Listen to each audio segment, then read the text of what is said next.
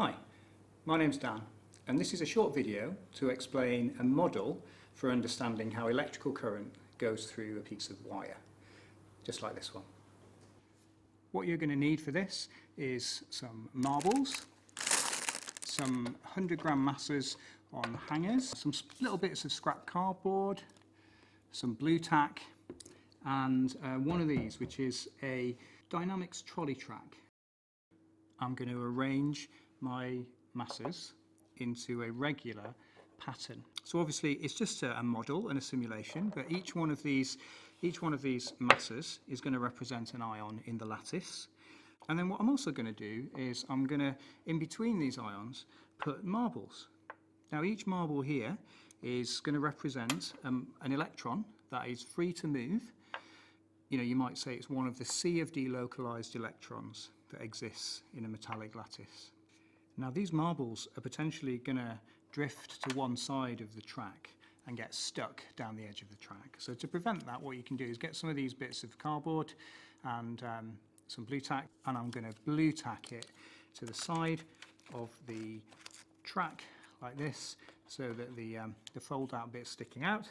And what that's going to do is any marble that comes across here, as it rolls down, it's going to be forced back into the middle. I'm now going to simulate and model an electrical current flowing through this wire.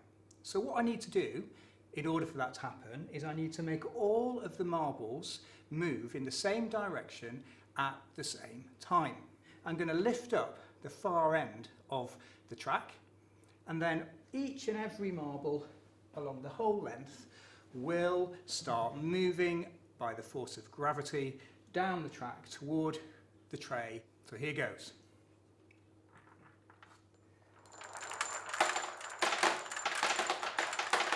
So just a gentle lift, not too steep.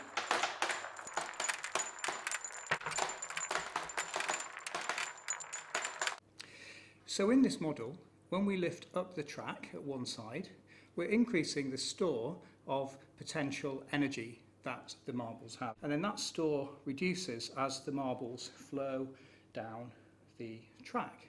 Now where does it go? Well, the marbles collide with the masses on here. As they collide, they pass on some of their energy, and the kinetic store of the masses increases. So that's exactly analogous really to what happens in an actual wire. We give electrons a store of electric potential when we apply a voltage to a wire. That store of electric potential goes down as the electrons move through the wire. And where does it go? Well, the kinetic store of the ions in the wire increases. And that motion, actually we perceive the wire to get warm or hot when an electrical current flows. So this model really helps to link those ideas of chemical structure of a wire with some of these ideas of energy. If we're thinking about potential difference and current, we can measure those directly, because the potential difference in this model is very similar to measuring the height that we lift the track. And the current is very similar to the rate of flow of marbles. So we could time, for example, how long it takes for all the marbles to come off the end of the track. Electrical resistance in this model becomes due to the collision of an electron with an ion in the lattice. And the more collisions there are, the higher the resistance.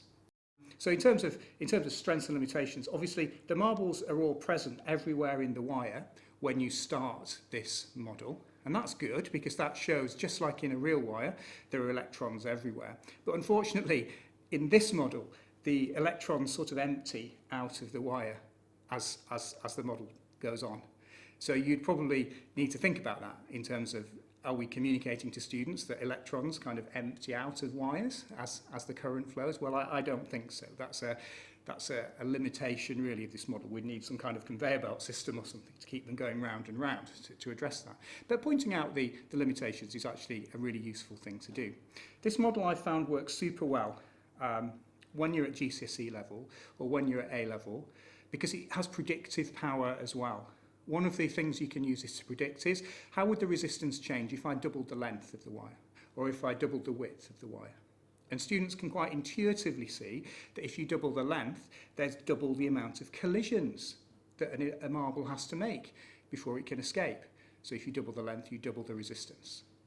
Things of that kind. You could change the size of the masses. You could change the spacing of the masses to make materials with different resistances as well. Lots of ways in which you can extend it. So I hope that's been a useful look at what I'm going to call the marble model of electric current.